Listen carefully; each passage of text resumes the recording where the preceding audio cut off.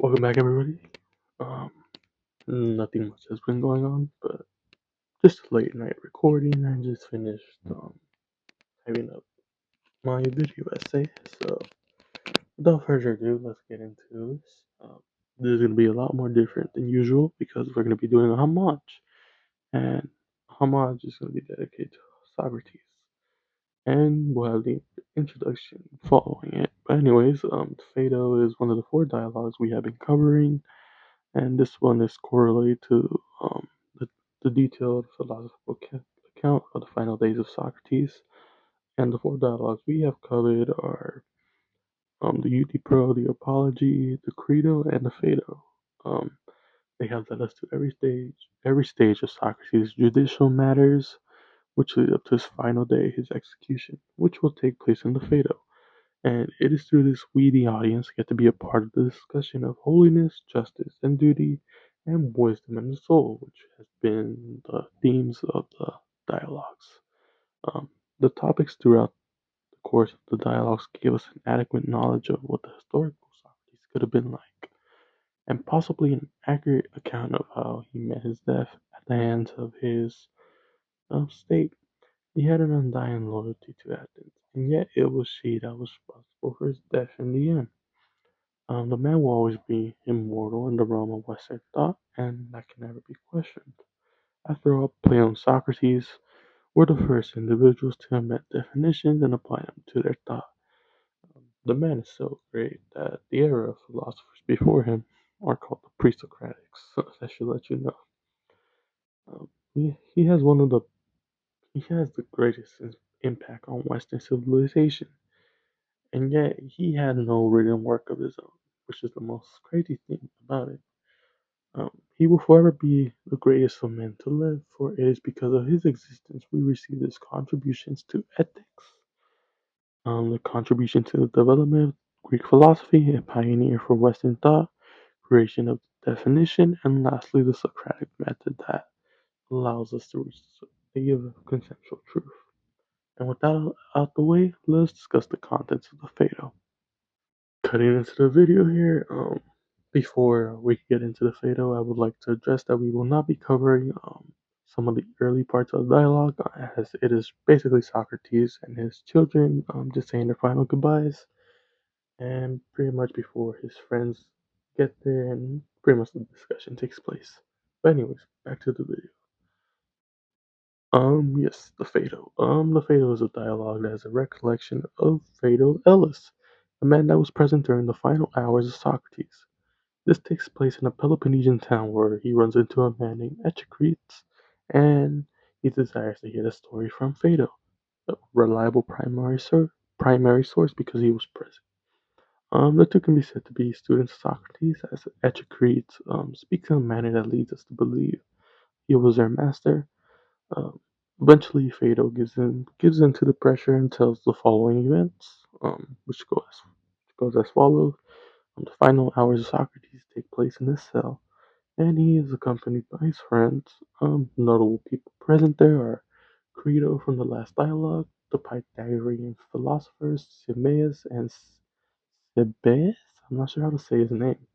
But yes, Plato is not stated to be in the dialogue because it is said that he is sick, which is probably not true. If this was actually historically accurate, Plato would most likely be there because um, Socrates and him were like this, this, this bonded together.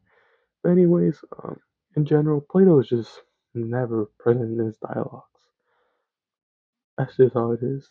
Um, Socrates is really just a mouthpiece for him, but maybe it is through him that we know of Socrates, which is true, but anyway, that's another whole different issue to dive into. The dialogue begins by Socrates stating that though suicide is wrong, a true philosopher should look forward to death. The soul is immortal, and the philosopher spends his life training himself to detach himself from the needs of the body. He proves a couple of notable arguments for this. Um, this is similar to Stoicism. If any of you are familiar with Marcus Aurelius, Seneca, and Epictetus, Yes, I believe that is his name, but those three are the big three of the Stoics, which we will be covering on this channel. But anyways, back to what I was saying. The first argument is the one of opposites. Just to make it to simplify this, basically everything that exists comes from its opposite. The example he provides is the tall man who becomes tall only because he was short. This applies to death as it is the opposite of life, and so living things come out to be out of the dead. This argument provides us the cycle of life and death, gives us the idea so that when we die, we will not stay dead but come back in some certain time period. It's not really like immediately, but it's sometime. And the second argument is the theory of recollection. This one's probably the more easier to understand, but this is something I disagree with personally, but I put my opinions aside for now. But anyways, in short, this theory suggests is that anything we learn is a recollection of what we once knew. At birth, we forget a lot of our knowledge and can be recollected through proper questioning, which these philosophers tend to do. We had this basically we had this knowledge at our birth, we just forgot it, and this suggests that our soul has existed prior to our birth. And the third argument is the one for affinity. The argument is is really just Socrates drawing a distinction between the objects or things that are immaterial, invisible, and moral versus the things or objects that are material, visible, immoral, and perishable. The human body is considered to be the second category, as it is a thing that is material and perishes. Meanwhile, the soul is of the first category, as it is a thing that is immaterial and immortal. This gives more claim that the soul is immortal because it survives death. And of course, the Pythagorean philosophers disagree. In particular, Timaeus proposes an argument of his own that the soul is similar to the attunement of a musical instrument.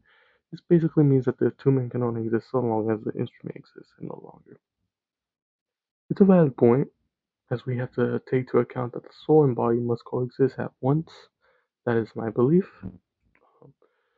The attunement of the instrument is the soul in this analogy, and the instrument is the body. Pretty simple.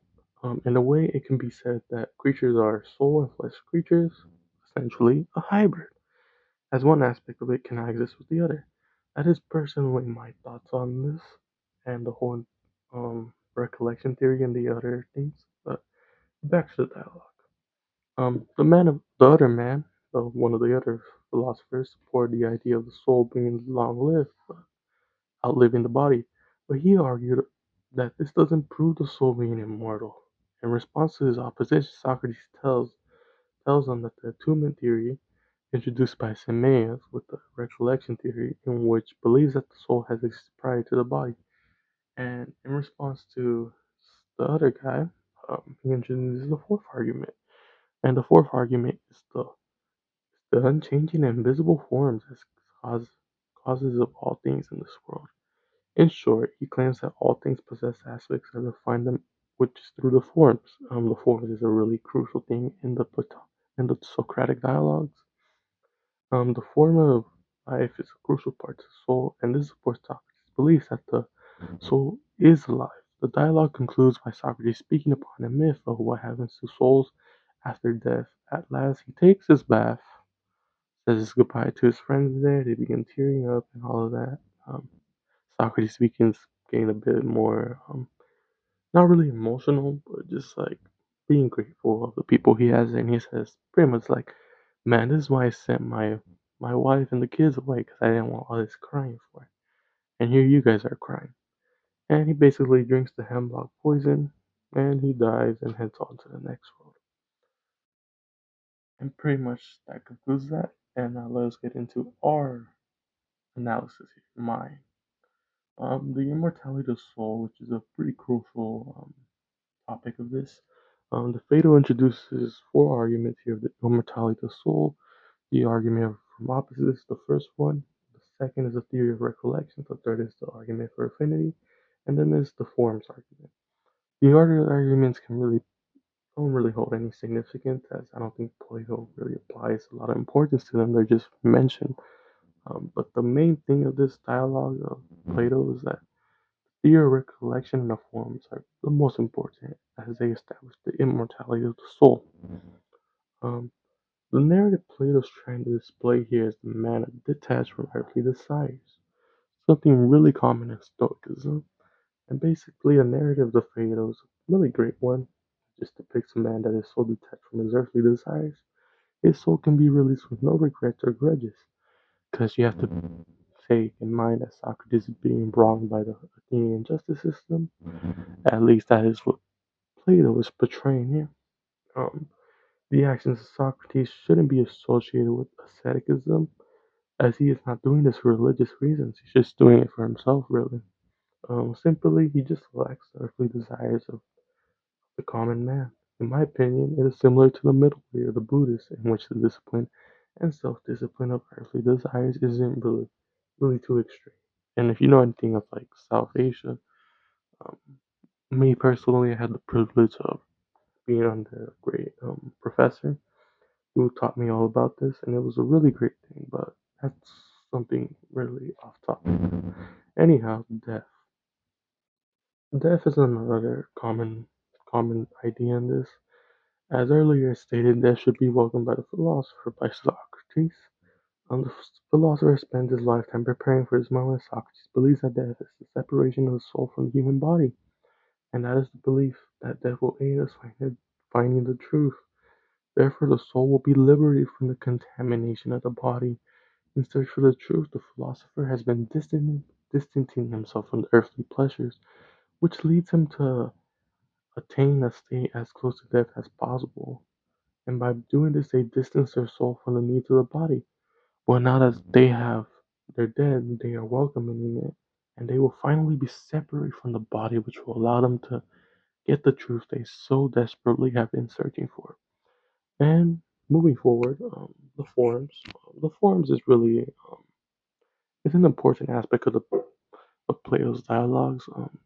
Probably the dialogue that most explains it the best and the most simplest. It's a really important aspect you should really pick up on because it's really important in the Republic and just overall understanding Plato because he's really souls and form heavy. That's just really how I view him. In a way he's also really ethics based, but in the end he transforms into a really forms and soul heavy philosopher, which is fine. Um, anyways, this allows us to understand how anything that is in the world is the way it is because they are part of the form. The theory is essential to understanding his dialogues because they are the groundwork for his other works. Well, sorry I had to cut out there. I was almost done wrapping up this video. My throat. I'm just not used to talking for such a long period of time without without breathing. When you talk, you're not really breathing like that from your mouth, from your nose, that is. But anyways, the conclusion. The Phaedo is a great dialogue. Like I said, it provides an engaging form of entertainment, and argument, of course. Gives us a further insight of the philosophy of Plato and possibly the mind of Socrates. Um, in my opinion, the reason I have made these, not in my opinion, my bad. But anyways, this is really just something me inserting something here. The reason I have made videos of the dialogue in this order is because I believe this is the best way to read Plato. You have to read these four dialogues to begin with, and this is not the entire way to read Plato because I have a whole entire reading order which I will probably be releasing soon. But anyways, this allows you to understand Plato, gives you a great insight of what you're getting into, and the dialogue breaks down the forms very well. This was just the way I was introduced to the Platonic dialogues. Might just be a personal bias, but this was the more simplest thing to understand for me, and it helped me a lot. This dialogue is essential to understanding the Republic, like I said, and even the Timaeus. It's probably one of the few that extensively explain it, and the aspect of the soul and forms are very big in Socratic dialogues. Man, my voice is drying up. I'm losing it. But anyways, let's finish this off. Um, I find this piece to be excellent and easy to understand. I would consider readers to review this when they get to the point of reviewing Republic. But anyways, I have to cut the video short here because my voice is I'm losing it. But anyways, thank you for watching, and I'll see you guys in the next video, and see you in the second week of August.